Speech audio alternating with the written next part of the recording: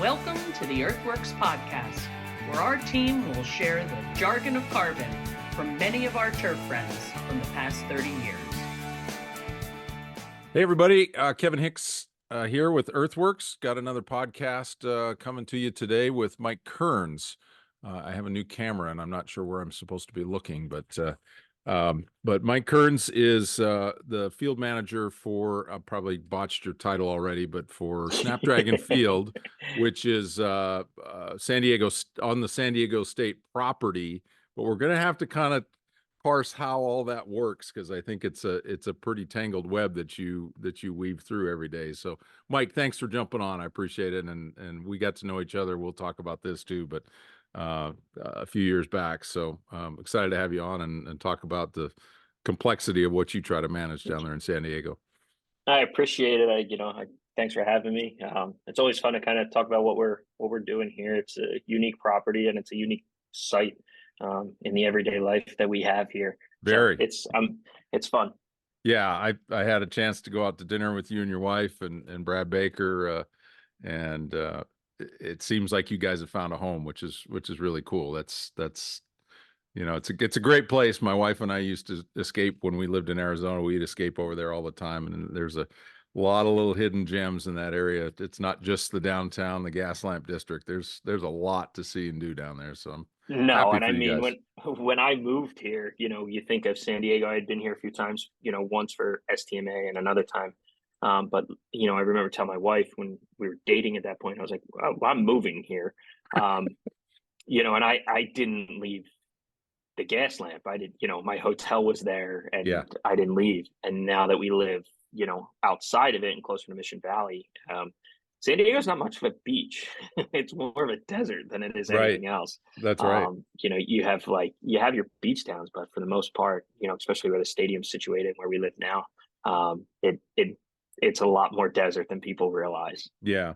Yeah, but it's a unique, man, there's so many microclimates just within a few miles of each other. And, we all either STMA or GIS, we've all spent time there, and, we don't get too far out of the radius of the convention center. And, I mean, just a couple miles one way or another, the weather can be so different. So we'll talk about that too. But I kind of wanted to get a little bit of your background first, and where you grew up. I know you're an East Coast guy, and where you went to school. It's all that stuff. Talk about that a little bit.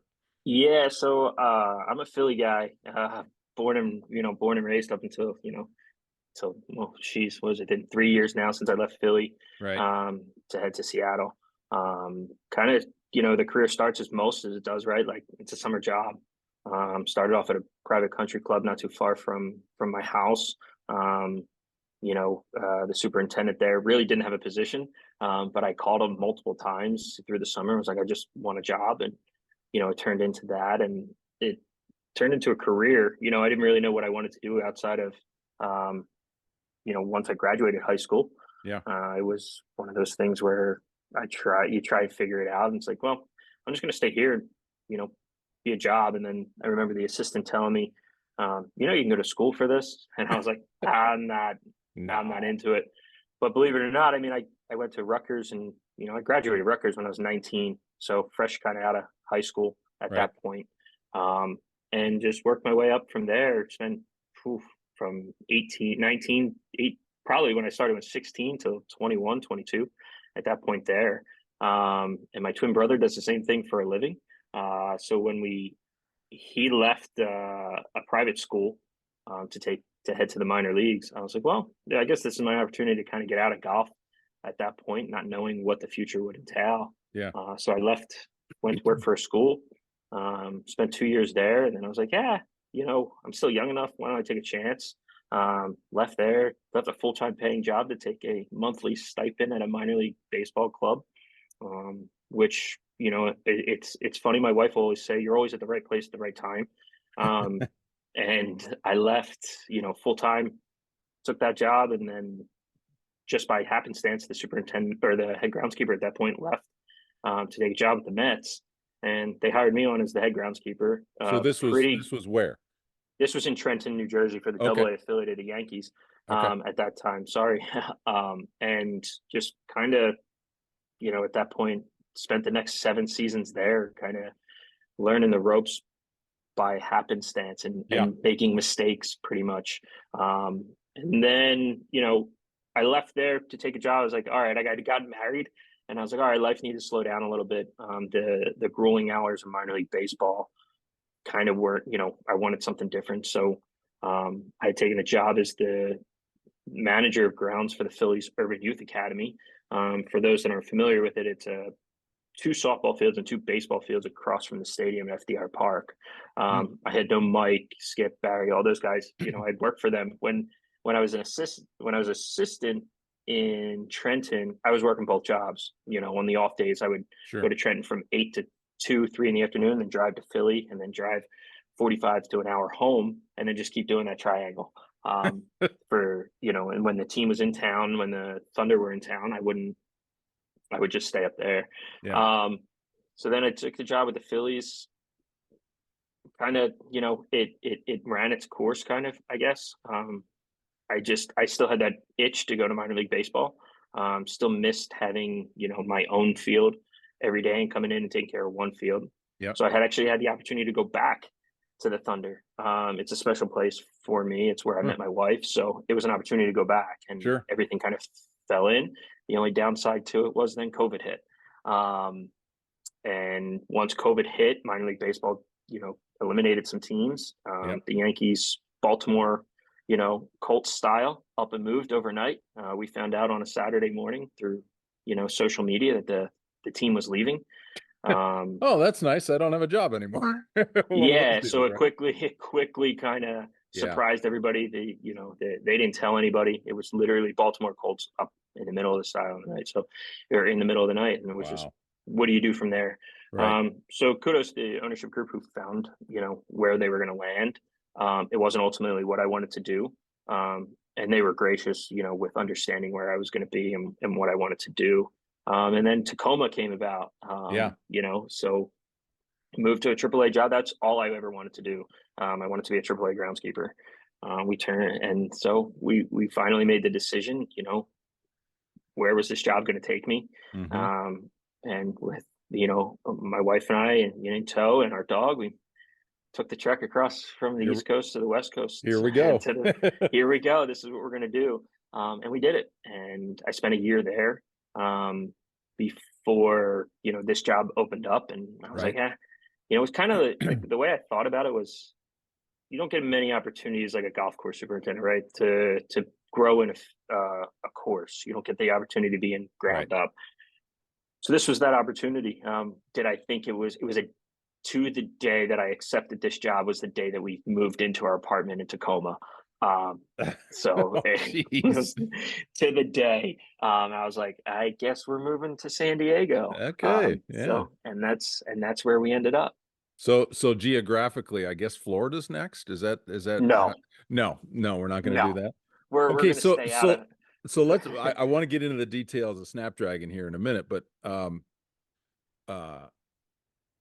so you start in golf, they get you convinced that this could be a career path. You go to Rutgers, never thought about, I mean, I know you play golf, but you never thought about continuing in that side. It just, how did that decision not happen, I guess? I mean, I think it's one of those things where you just find your niche, right? Golf was, and it was something, to be honest with you, Kevin, I can always come back here. I felt like I could always go back if the sports turf, I didn't feel like it would pan out the way that I wanted it to. Golf jobs were abundant, or starting to become abundant, and we're talking 2006, I graduated high school. So we're talking 2007, 2008. So kind of the downturn where golf wasn't like superintendents or assistants weren't leaving, right? Like I remember the assistant that I was working with and the superintendent, I mean, the superintendent's still there to this day. And the assistant had moved on, but guys weren't leaving, right? Like it was that kind of weird area after kind of everything froze at golf, so it was one of those things where I was like, I can always come back here. I've done this, right? And so that's just kind of how it fell at that point. So yeah, it's let's give this a try. I was young, you know, it wasn't a second career for me. So I was like, well, let's not, you know, and my brother had done, you know, minor league baseball internships with Reading. He had done internships with Tony Leonard at the Eagles. So, Mhm. you know, I'm a guy who's like looking at it from afar and be like, yeah, that looks Oh, kind of look at this cool. You stadium. This know? is really cool. Yeah. Yeah. And then he took a minor league job in Hagerstown, Maryland. And, you know, it was just, that's cool. Let me see if I can do this as well. Right. Right. So I did it. So is he a Rutgers grad as well? No, he has a degree, I believe, in horticultural design from Okay. Williamson Free School of Mechanical Trade, Hmm. in outside of Philly. It's a 3-year, yeah, very military-esque, like got to make your bed every day, got to wear a suit, tie, that kind of Okay. stuff. So he has a degree in horticulture. I don't know why to this day we just didn't go into the landscaping business between the two of us. Right. Right. You know, at Hey, that point, having still got that option, right? I guess, right? You know, taking his skills in horticulture and Yeah. mine in turf and just putting them together. Really, Well, it's amazing how few really, really qualified people are in that side of the industry. And yet there's a lot of money to be made and a lot of opportunities. And I guess just maybe the monotony of the day to day is although I'll tell you, my eyes have been open to some really, really great professionally run operations as well. So it's kind of cool to see how there's so much variability in that side of it. probably be retired at this point. Well, maybe, maybe. So okay, so we met when you were at the Tacoma Rainiers. Hmm. Um, mutual friend introduced us, Nathan Cox, who I don't know if you've kept up with Nathan lately, but man, he is growing by leaps and bounds and doing some really unique stuff. But For sure, for sure. um, some things that I don't think I'm at liberty to talk about right now that are going to really open up some doors for him. But I want to stop there for a minute because the thing that you guys did there that introduced the two of us is you shared a facility, and this probably prepped you for what you're doing now a little bit. You shared a facility between um, the kind of the minor league Portland, or not Portland Timbers, the Seattle Sounders, and the Correct, Rainiers, which is a AAA baseball program, correct? correct. And the women's professional team, the Right, OL Reign right. or Seattle Reign at that And point. and so Correct, what Nathan was doing for you guys was flipping the field between baseball and soccer, which is quite a process in itself. But the cool thing, and the one thing I wanted you to try to explain, because I don't know how many of these are out there, but you had a portable, essentially a portable pitcher's mound. Pretty correct. fascinating. So, you know, as far as interesting and unique things in sports turf, I want you to talk about that a little bit. Well, I mean, I went in blind, right? Like it was, I had no idea when I showed up in Tacoma, Washington. It's funny, I'll tell this story, you know, a million times. I showed up, they had just top dressed the field, and it was the grayish sand that's Yeah. accustomed in the Pacific North. I was like, what is all this gray stuff all over the field? Like, what am I walking into? But it was a soccer field at that point. It was going to be a soccer field for another month and a half at that point. Yeah. So I was like, all right, I guess, you know, I'm not really going to see what this looks like. As it comes to the mound, you know, it's a tractor. It's very similar to what they had used, and it was designed for Oakland, right? Like that's the guys before me had really put in the work to make sure that the system, I guess you could say, worked the way it should work. Sure. But it's 4 winches that hover over a free moving front wheels essentially, and the back wheels are fixed. So you basically bring it in over top of the mound and center it, and then there's 4 eye hooks that are built into the ground or Yep. into the mound itself, and these winches raise it, and you back it out slowly around, and the gates it tows itself out and puts in a parking lot, and then bringing in another, we call it the sod mod, was the same size, had a little bit of a gap, didn't have these they're called keys, right? And what the keys did is there's 2 in the front and 1 in the back, Yeah. and it aligned the mound that was center every time we put it in. So Oh, we sure. always knew how it went in. and then after that, bring the sod mod in and sometimes sod over it, sometimes, clear the grass because it was hard to keep it, it just sat in a parking lot. You tried to maintain it the best you could. Yeah. But sometimes you couldn't. So we just sod, rip it out and put new sod in on top of it and making sure the seals around the side, because there would be a little bit of a gap, was filled in with grass and filled in with sod. And a lot of times we were doing that we'd end a baseball game on a Thursday at 11 p.m. Nathan's guys would be there in the stands. Yeah.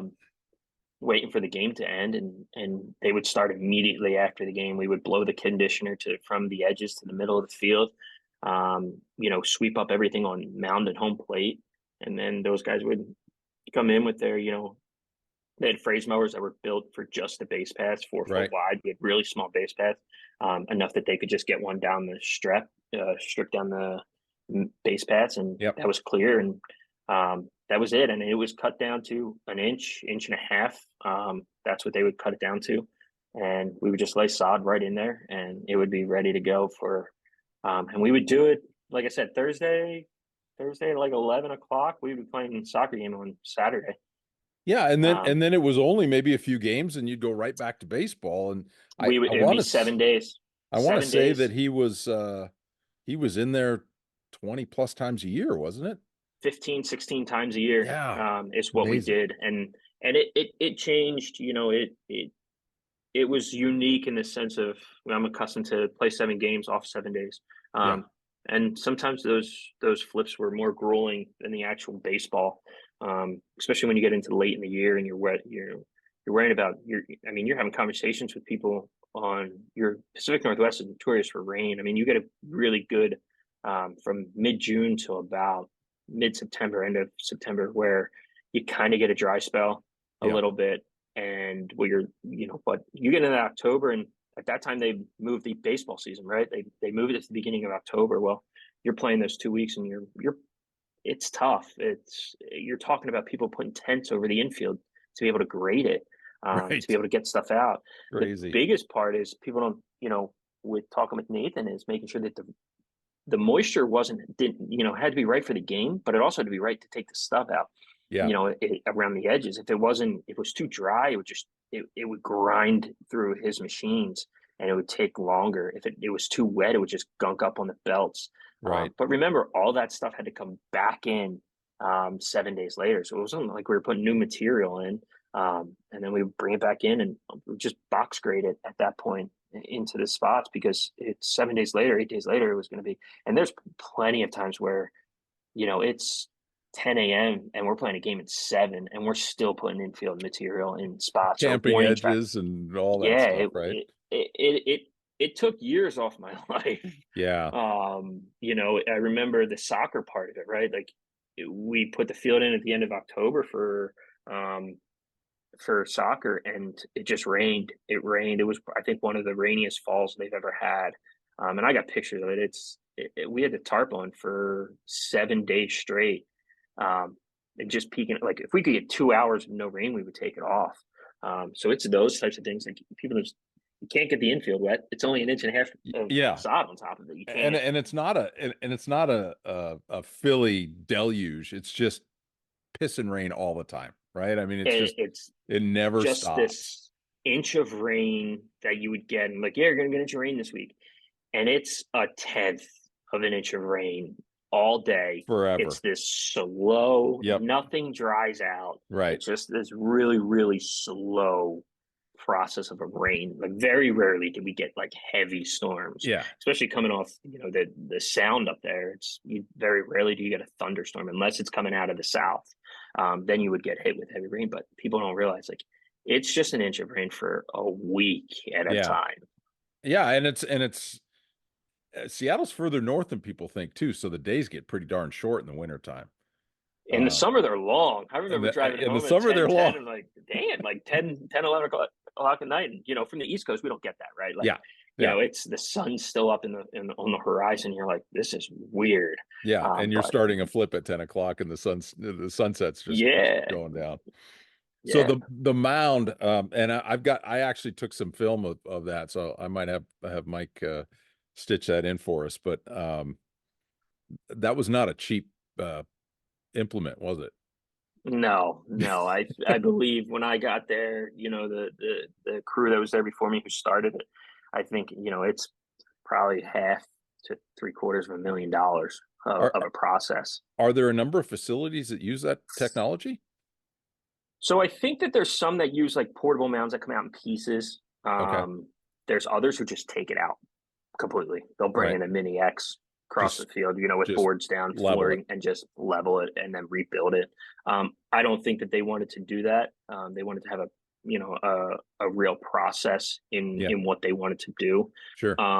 They didn't have the time, and most of these guys don't. I mean, Memphis, El Paso, these guys don't have the time, especially with the minor league baseball schedule, and the conditions that they have to provide now. On minor league baseball side than they did, not that the conditions changed, but the standards are much different than they were, and there's much more onus on the owners at this point, Yeah, to make sure that the fields are and rightfully so, and where they need it to be. sure. But I would say maybe 4 teams Okay. tops that are still doing it today. Yeah. Yeah, and I was blown away at the cost, but it was either you or Nathan that basically explained it, that the cost of a stadium compared to whatever was being spent on a flip is pennies on the dollar. So it totally made sense at that point that financially, and that agreement was, it's over now, right? I think they're I not. think the Rainiers are finished. I think the Rain moved on to that was the year that I was leaving as Yeah. well. They had moved on to play at Lumen. They had signed a deal Okay. there. Okay. And then the USL team had moved to Tequila, where the Sounders practice facility was, where they have Yeah. a small stadium. Yeah. So that agreement, I think they did one conversion this year, Okay. for like a professional lacrosse or something. Got it. So yeah, that agreement is over, and it was. I think I think I only needed a year to realize that this isn't it. Yeah, This I isn't for watched me. one flip, and it was late in the process where you guys had really kind of gotten the whole process down. I think it was under 4 hours that it took to get the crew in and flip. You were going from baseball to soccer, and Yep. but man, Yeah, to we do would that, normally start at 11. We'd be done by 2:33 in the morning, but I mean, we'd be back at 7 a.m., lay the yeah, sod. It would take about a half day, 1 o'clock. right. But I mean, there's sometimes where we're lining a soccer field immediately, trying to get everything ready to go for them. So it took some years off, Yeah, off that's of where all life for the sure. gray muzzle came from, right? Yeah, probably most of it for sure. Okay, so the opportunity, so like your wife said, you're always at the right place at the right time. Opportunity comes to move to San Diego, and you said it's like an opportunity to build a golf course. So this is a new facility that you're at, correct? Yeah, so this was built, it was finished completion and opening in September of 2022. Okay. We hosted the first football game here in September or August, I think, last weekend in August, first weekend in September, 2022. So you So just very new. completed your second season there. Uh, Our uh, first full season, first full calendar okay, of events season. Yeah. but the second football season, correct? Second football season just Okay. finished All Saturday. right. Correct. So explain how. So San Diego State plays football there. Correct. San Diego State owns the building. They own the building. Okay. They own the building. I work for a company called OVG 360 OQ Group. Our job here is to run the venue for San Diego State, right? Okay. So, what that entails, concerts, agreements that they have with other teams or that we have with teams, to fill the venue, basically, right? Sure. It's very different than you would see in normal college athletics, right? Where, I'm trying to think, UW's not doing it, but they're artificial. The closest thing is USC, but very rarely do you see a college football stadium. Alabama's isn't using it the way, you get what I'm saying, Yeah, right. that we are. So and to be honest with you, I mean, it's a testament to as San Diego State, right? To build this facility and say, okay, we're going to play 10 football games a year inside this building, but what do we do for the other, 340 some days a year, right? Right. Outside of our schedule. So it's a testament to them to say we can do this, and how we're going to do it. And then they put the trust in us to put this To product manage out it. there, and manage it. I mean, I would say it's about the same as Tacoma, maybe a little bit different. The stress levels might be a little bit higher at times. But yeah, San Diego State owns it. We have, what is it, two tenants. We have three tenants. San Diego State. We have Major League Rugby, Okay. with the San Diego Legion, and then we have women's professional soccer, the NWSL, San Diego Wave. They all play in the building. They play all their home games. I think we did it, tallied it up this year. It's 17 total, plus the NWSL Championship, 18 of women's professional soccer in the building. Okay. Then we had nine rugby games in total. Both teams played really well. Both teams made it to their respective. Well, the Wave didn't make it to the championship, but they made it to the final. So just more. That's you're the only guy that doesn't want them to go to Bingo. the playoffs, right? Bingo. Everybody else is excited. So is there a lot of overlap in the seasons? Yeah, I mean, there's sometimes 24 hours. I could play Okay. I think the closest one was we played a soccer game at 7 o'clock at night, and we played a kicked off rugby at 1 p.m. in the afternoon, on Sunday. So there are plenty of crossovers like that, and I anticipate more this season just with the limited schedule and finding dates for them.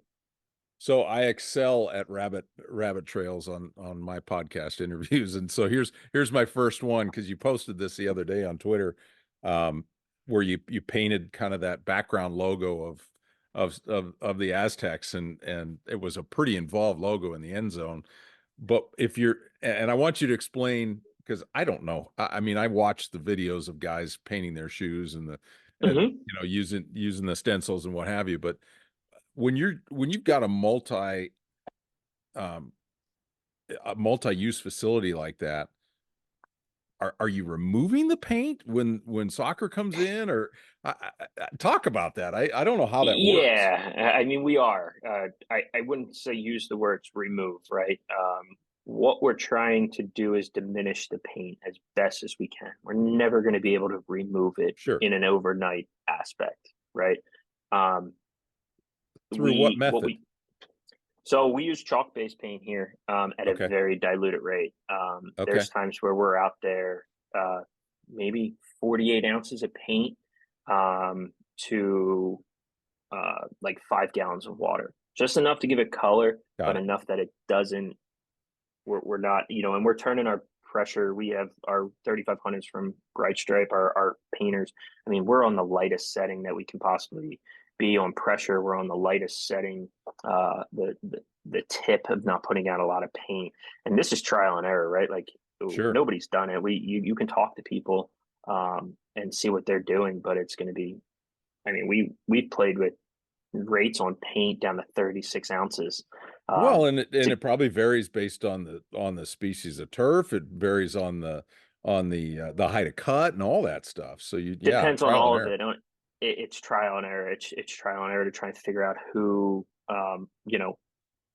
where we can push the limits. Yeah. I think maybe we found the limits, and others might not have been happy, but we push the limits on it, right? Like we have to. I don't know if there's much or if anybody does what we do on a regular basis when it comes to removing paint on natural grass. We don't have machines. We don't have solvents that we can use. If anybody has technology, let me know. I'd be more than happy. That's Mike Kerns. At oakviewgroup.com. Just trying to figure it out. And it's been a resource in the industry, right? You try and talk to people who have done it. There's some limitations that we're always going to have. When the grass stops growing, we are a Bermuda facility. We are overseeded for the first time this year. Last year we didn't, but last year we had 9 events. This year we had 62 actually. I missed a couple on my Twitter post. Unbelievable. So yeah, it's you push the limits, right? And then to remove them, That's We just take our paint 62. machines out. That's 62 Oh, sports events. that's 62 on-field events. That could be a concert where we're Okay. covering the field. Okay. That's All right. 62 events that impacted the grass on Got the it. playing surface. Got it. All right. That's a dinner on the field. Yeah. So yeah, it's all right. We'll get back to that. We just take our paint machines across, and my crew's pretty good at just taking them and using them as power washers and trying to dull it as best we can. No, I get it. And the lines are different. And you mentioned when I toured the facility with you that that you do use a robot to do the lines, and he does We do. Most times. No, I would say about 98.9% of the time, the robot is what we use to paint. Okay. A lot of times too, it's technology. It's gonna be a little wonky. Sure. But I mean, it takes me 20 minutes to paint a soccer field. It takes me 18 minutes, my crew to paint a rugby field. So when you're talking about the time, and for us is changing that over, right? Like, we're soccer to football. Yeah. Fortunately, soccer and rugby fall in the same dimensions. They both kind of play a minimum and maximum type of where you can be. So perfect for us, right? Our outer borders stay the same. So we're just removing where we're at 6/18s center circle, because the center line stays the same, everything, and then painting rugby on top of it. So, and you're talking, coming in at 8 a.m. for a 1 o'clock game and sending the robot out 18 minutes later, we have a rugby field. Wow, that's crazy how fast that is. Right. I mean, we talked about not measuring, not anything. Yeah. So it saves us for what we're trying to do. Same thing for football, right? Like, I could paint a football field. I got 6 guys. We could paint a football field with logos and everything, most likely in a day. If we had to push it, we could. Mm-hmm. Okay, so you mentioned that you're growing Bermuda grass. What variety? We have 110,000 square feet of latitude 36 Bermuda grass, and then I have another 300,000 square feet at a sod farm. Actually, 380 at a sod farm. We talked a little bit at the beginning about weather. It's not, contrary to popular belief, it's not perfect Bermuda grass weather. It's terrible Bermuda weather. Don't let anybody fool you. Yeah, it's terrible here. No, it's a lot like anywhere, right? It's right. It's bluegrass. It's like growing bluegrass and ryegrass on the East Coast. From March, I always just say St. Patty's Day. So from St. Patty's Day till probably 4th of July, it's perfect. There's no, bluegrass thrives. You don't have a lot of wear. Yeah. And then it's hang on. It's hang on, and then from, mid-ish September, depending on, through mid-November, bluegrass thrives. It's right. That 3 months that you have to worry about. And bluegrass is pretty resilient. Same thing with San Diego, right? It's, it's cool. It's cloudy. Mm-hmm. From probably mid-March till mid-June ish. And then from mid-June, beginning of June, you end up really good Bermuda growing weather. There's no better grass to grow in anywhere. There's no humidity. There's no disease pressure. You get the heat. You get the nighttime temps. You get the daylight. So yeah, it's perfect. And then you get to October, November.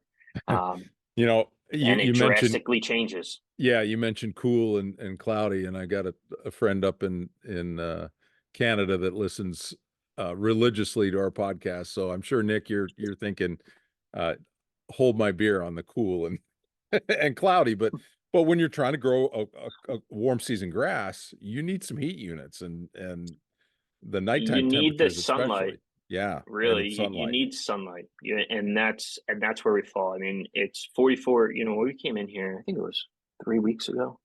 Soil temps were in high 50s, 44 at night, high 50s. And what happens is these, and it's not a knock on them, right? Like it's these newer varieties of Bermuda grass are staying green. Nobody's going to tell you that they're not, and they're thriving here, and latitude thrives here. But they don't recover. Sure. When you get a tear, it just kind of sits there. Yeah. It doesn't recover, and you got to keep pumping it. You got to keep covering it. I mean, our weeks look to get through this is play a football game on a Saturday, and it's very different here. And we have a football or a soccer game on the following Saturday. It's grow covers at that point, from Sunday till Thursday, and then we're hustling to try to do what we can. So what's different? I don't know the answer to this. What's different about grow covers for Bermuda grass in your climate than, like the evergreen covers that guys would use in the northern climates for wintertime covers? So that's basically the same concept. It is. We're using the same tarps, same evergreens. Basically what we're trying to do a lot of times too is through the week, is we're taking them off during the day, letting that sunlight let the sunlight do its job. Yep. Yeah. And let the sunlight do its job, and also let it heat up the soil. So then when we put them on at 3-4 o'clock in the afternoon, it's trapping the heat in, and we don't get a drastic drop in our soil temperatures where we can maintain them at 62, 65. For the Bermuda, if anything that starts to get below 50-ish here, we start to see a pretty quick decline, just from the events that we have. Every day. We don't have 2 weeks off where we can put grow covers on for 2 weeks and get a flush of growth. Sure. We don't have that. Yeah. And like you said, color and vigor are two very, very different things. And you can maintain color, but if it's not recovering, it's you got to have something else there. So, and you Right. don't, I don't believe you have any subsurface, no hydronics or anything like that. No hydronics, no grow lights, nothing like that. Okay. So we're doing it the old school way. Yeah. And I don't know if it's working or not, but everybody seems to be happy. So the overseed happens when, and I'm assuming ryegrass. Okay, so our plan isn't to never overseed, right? San Diego State doesn't necessarily want to play on, at least didn't want to. I don't think anybody really, myself included, understood what kind of toll this event load would take. And it takes its toll. Yeah. I was just having a conversation the other day. It's like, what you do in June, July, and August, while the grass may repair, we don't see that till, end of September, October, November. That's because those areas that are beat up, they may have come back, but they didn't come back fully. So we overseeded this year for sure. But we did it for a different reason. We timed it out to cover paint lines for the NWSL championship game. Wow. So it was the only, it was the last rabbit of the hat that I had to kind of come up. So what we did was we knew we had about 14 days. If I had my calendar up, I could bring it up, but we're about 14 days out. So we went out a Wednesday before a football game, and we seeded. I was like, all right, I know I'm not going to get germination for this football game. It was 10 days out, actually. Okay. I was like, I know if I put it out on Wednesday and we play on Saturday, I'm not going to get germination in that time. So we went out with 8 pounds per thousand of rye, got the seed bed in there. The other hard part is keeping seed bed wet, right? Like we're trying to play an event. We can't keep it soaked in there. So you're trying to play that game of where the correct water, amount of water is. For two different games, for an overseed and also a game, right?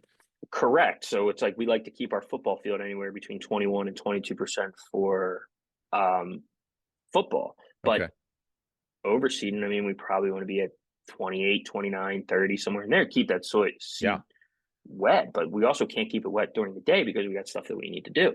Sure. So it's a challenge. So then our goal was like, all right, well, we'll come back to 8, and then it's a very high rate, right? But this field's coming out in the end of January at this point. So it's not a concern for me how much ryegrass I put in. So when then we put another 4 pounds per thousand out on the Sunday prior to the NWSL championship game. And we put grow covers on, and we just said, let's have at it. And we'll cross our fingers and hope that we came up, and trust the plan. And it worked. And it worked. All right. Ish. I guess you could say. We took it off on Wednesday of that week, and we had decent cover. We had decent, color. Growth through color. Yeah. But we also knew we wanted to get a few mows on it because, after your second or third mow on it, that's when the ryegrass tends to get a little bit stronger. Yeah. And so that was the plan. And we succeeded. Depends on who you ask. If you ask the turf managers inside this building, we succeeded. Okay, that's all that matters. If you ask the aesthetic police, we did not. Yeah. The hard part too was, I think people, don't realize on the outside is when we played that football game, we also played a soccer game the day after that. Right. So, and they were like, "Oh, there's logos out here," and it's like, well, I can't help you 24 hours later. So, and we they just look great, cover don't it. they? Yeah, I mean, Yeah. you cover it and you hope for the best, and luckily it played, pretty well. Depends on who you ask. Sure. I think the players had nothing but great things to say. Okay. And ultimately at the end of the day, right, that's, we're on social media. It's a social media world. Yeah. You kind of got to, I think it was my first glimpse into, being, having people reach out to me in not so friendly ways. Seriously. It's tough. It can be tough out there. You take it with, they don't know what we're doing. Yeah. You see the comments, you hear the comments, people writing in, trying to say what they, they're all turf managers, right? Like, we're all quarterbacks on Sunday when we're watching the NFL and knowing what the coach does, but everybody's a quarterback. And they've got that 1-2 hour snapshot of what went on during the course of the last, 12 months. Like you said, 62 different events, and it's that's got to be frustrating. But I have a good leadership here who always is cognizant of it and understands what we're trying to do, and understands, and always has our back, right? Like that's ultimately, whether you're in golf or here, they've had my back. So the decision to have this many events, is it a revenue driven decision? Are they trying to, is it more of a community service sort of decision? No, or yes?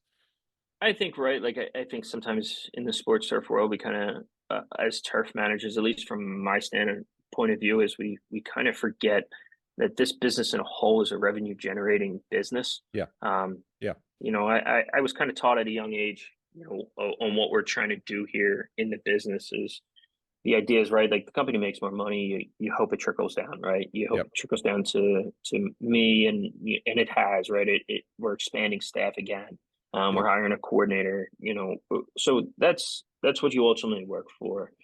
I think it's San Diego, right? It's we want to be able to do this. We want to be, we want to be this place that people can come to, whether it be Man U, Wrexham, or at first a San Diego State football game. We want people to come here and enjoy themselves inside this venue. And we're not gonna shy away from an event, but we're also going to make a calculated decision on the event. We're always going to probably take the meeting on the event, and then we're going to sit down as a group, and we're going to discuss it. And my job is to lay out what the cost is, right? What do we have? What's the risk versus the reward?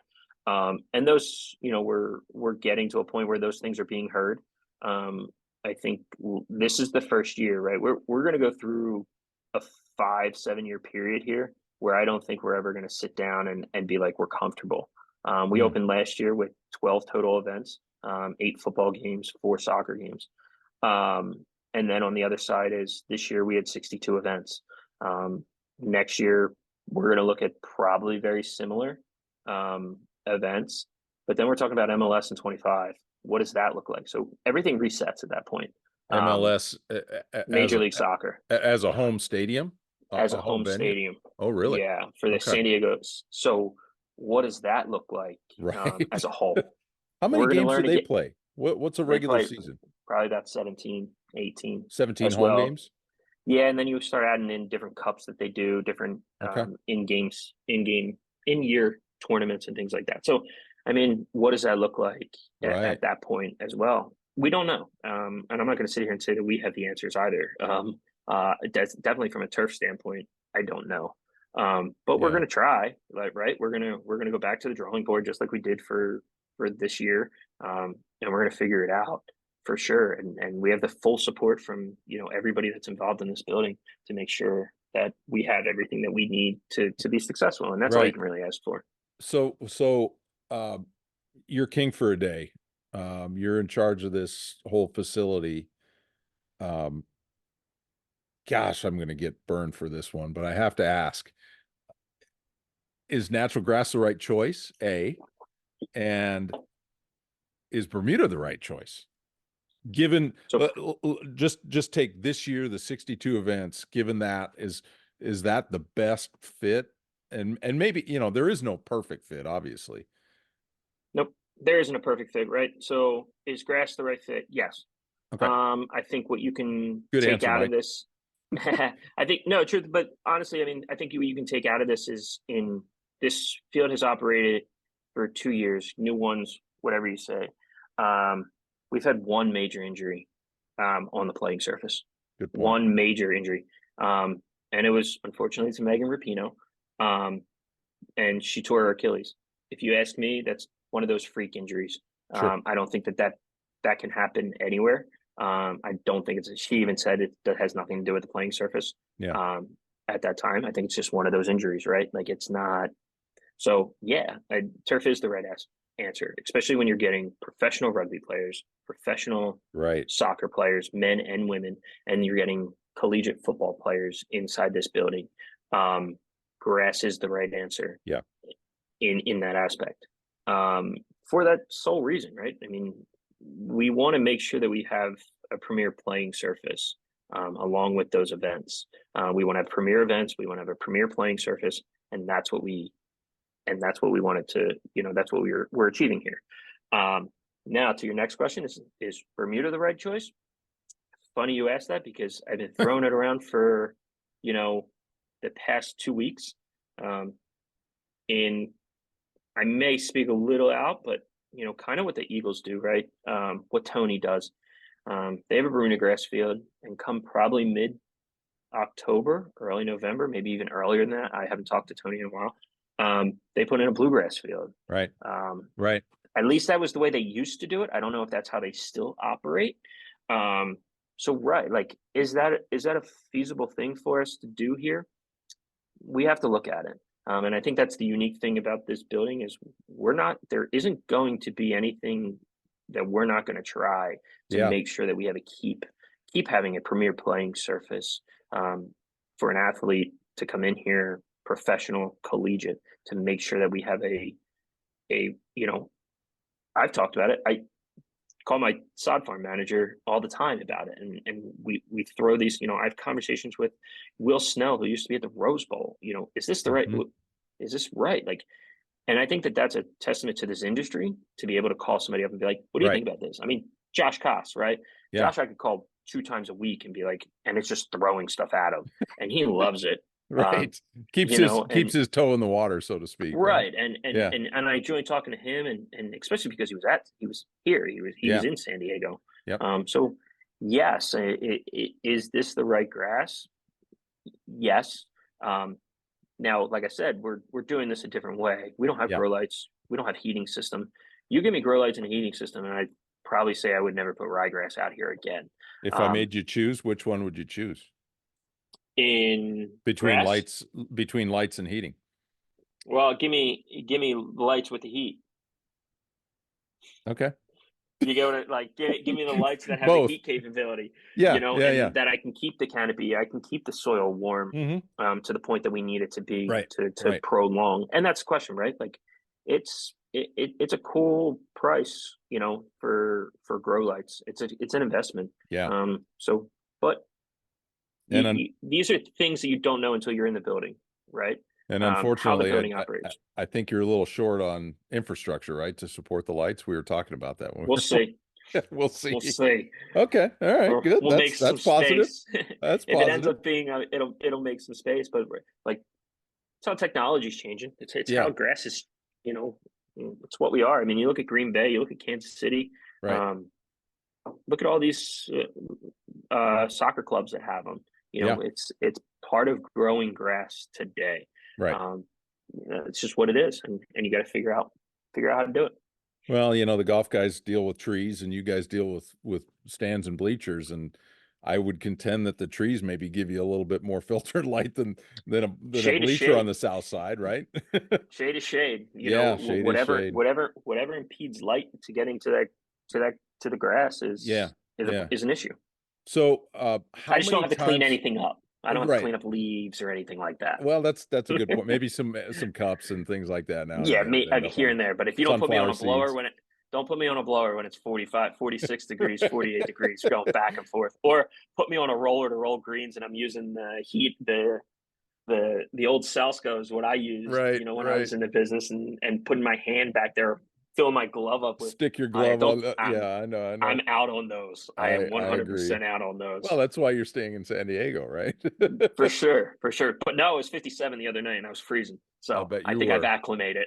Yeah, yeah. Your blood has thinned nicely. Um, how many times this was several years ago, but I met with the manager of the Dolphins facility, and I think he gave me a number of like 6 or 8 complete turf changeouts during the course of a year. And they, like you, and I don't know if you're using if you're outsourcing your sod or you're growing that on a farm in-house. I would assume you're probably outsourcing it, right? We outsource it with a local company. It's about 25 minutes north Okay. or northeast, I guess. Northeast. I'm northeast of this stadium. Maybe Escondido, Um, right? Yeah. yes, Yeah, Escondido. perhaps.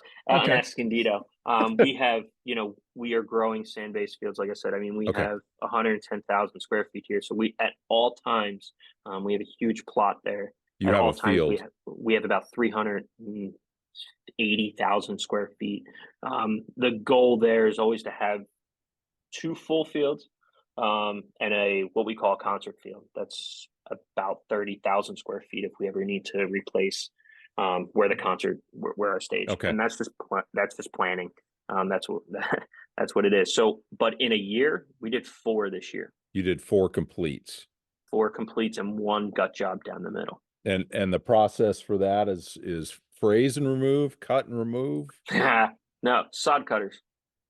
Really? Why? 110,000 square feet of sod cutters. So it's the easiest. So our crew here, Sports Field Specialties, believe it or not, it's the quickest way to remove it. They have about 6 Okay. guys that come in, and they sod cut. They start, and it works well for a concert, right? They can start on the north side where our pedestrian flooring has already come off, Yep. while they're still tearing down. They're in roughly 13 hours after the concert ends. They're already ripping, cutting out. It's about 6 guys with sod cutters, and they cut the place up, and it takes them about 8 hours to have the place clear. Just the standard Ryan sod cutters. Just a standard Ryan sod cutters, and then Okay. what they do is they start on the outsides and they cut and they push everything to the middle. They call it what's the burrito, and we just bring triaxles in and load it, Right. and get it out. And like I said, I mean, they can be done in about 8 hours, to get from. And what it does too is there's no, like, phrase tends to sometimes want to ride a little Yeah. bit. Yep. So we don't have any undulations after that point. I mean, there are Okay. times where I've thought coming in here, I was like, I would feel confident if I didn't have the time, because these guys are so good at it, that I wouldn't need to laser grade. It's pretty incredible. It's almost as incredible as seeing the baseball field or the soccer field. So These guys just this is can't. your team that's doing this? No, we have an outside contractor that You do? comes in. Okay. That comes in Okay. and does it. Like I said, I mean, a concert ends at 11 o'clock at night. Stage is out by 11 a.m. the next day. Right. Flooring after that, and we've been pretty good, about 12 hours, or about 24 hours post show to be ready to go for sod. Okay. And that's a pretty good feat, pretty quick. Wow. For them. And then we have another day where we bring in, laser grade, sand, everything, and making sure that it's where it needs to be. It's a 0% field, so there is no. Oh, it is. There's no run to it.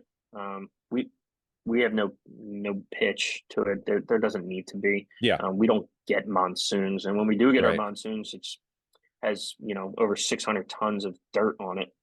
That's our, it's monster truck season at that point. Yeah. Yeah. Interesting. Um, I will say that if anybody has a chance to see the field, I walked around on it with you, and it's considering the pressure that you guys are under to produce a product, it was pretty impressive. And A field trip for GCSA next year when it's in San Diego. yeah, I like it. I like it. We'll get you signed up. As I said, this would go really quickly, and it's gone really quickly. We're almost at an hour. Fascinating. The sports turf thing was nothing I was ever exposed to as a young guy in the industry, and I've learned so much from you guys. I mean,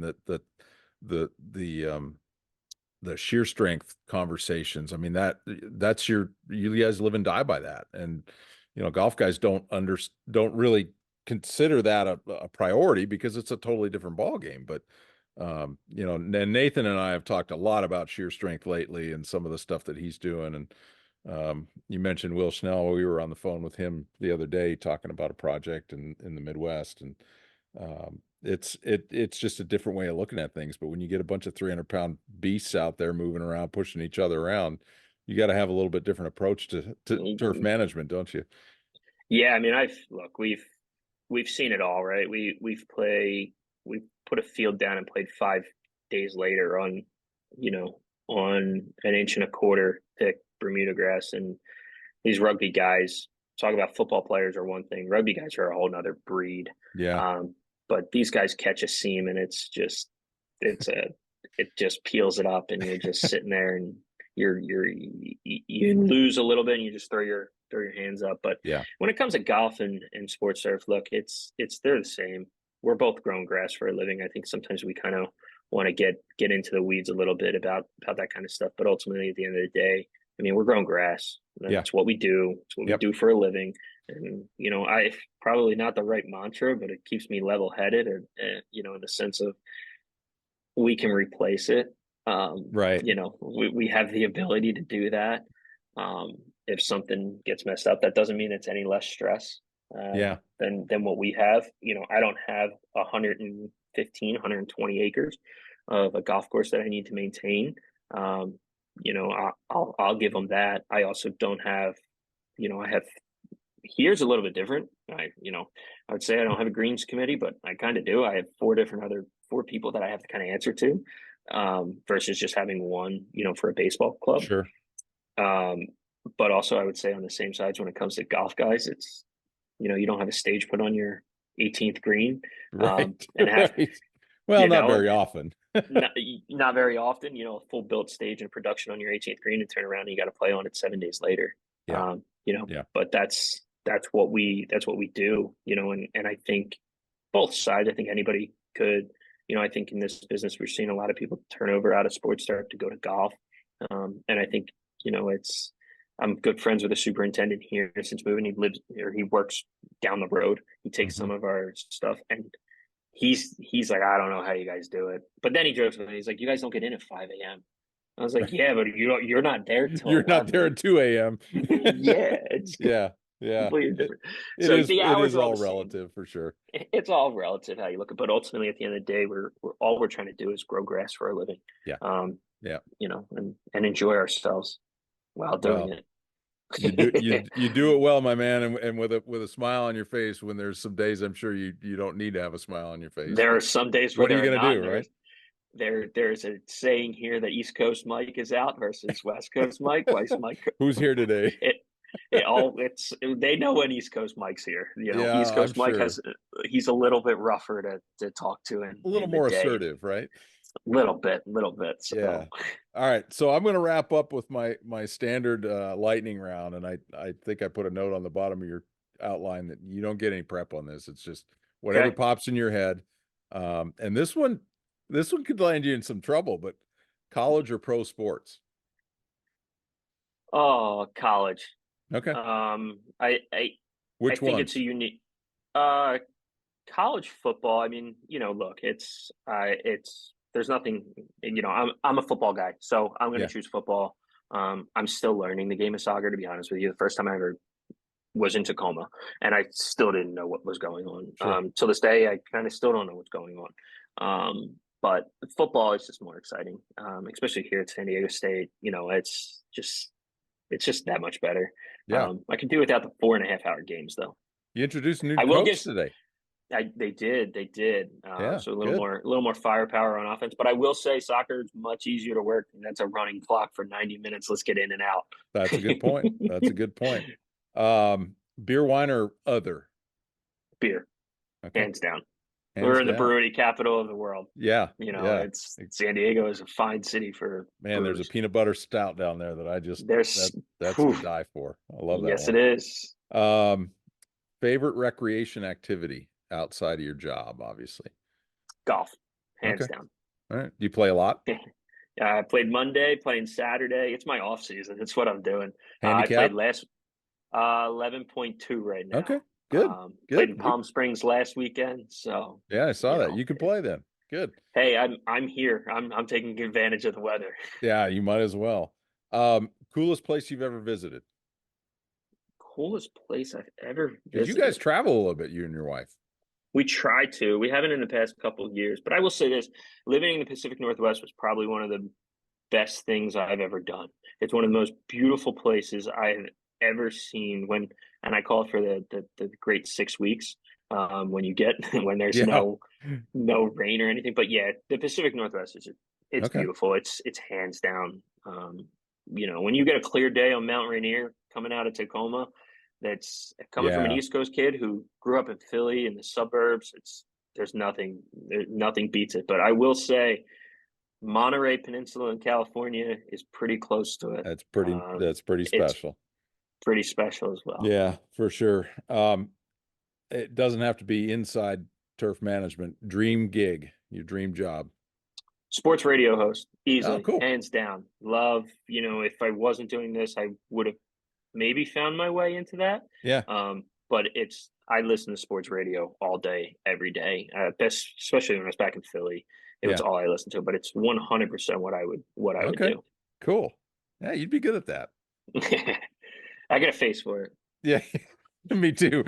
That's why I keep looking at this camera that I installed on my monitor, and I'm looking the opposite direction of what I normally do, so it's driving me crazy. But yeah, face for radios is kind of my deal. Well, Mike, I appreciate the time. This is exactly what I wanted to get out of you, and for those of you guys that are commiserating about back-to-back shotguns on a weekend, try 62 events on 110,000 square feet and see how you like that. But I look forward to seeing you again in the near future when I get down your way. But keep up the good work and enjoy a little bit of downtime. I mean, you got a little bit of a breathing period now. So I believe it or not, I'm heading. The plan is to head back to Seattle in December. I don't know what I'm thinking, but the Birds are playing up there, and we got friends up there that we haven't seen in a while. And then the goal is to get back home in January, especially with everything being on the East Coast this year for sports turf managers and all that. It's good an opportunity to hopefully pop up home. Well, good. I appreciate it. I'll be talking with you soon. And for those of you that haven't subscribed, be sure to hit that subscribe button so that you get our updates, and appreciate everybody listening.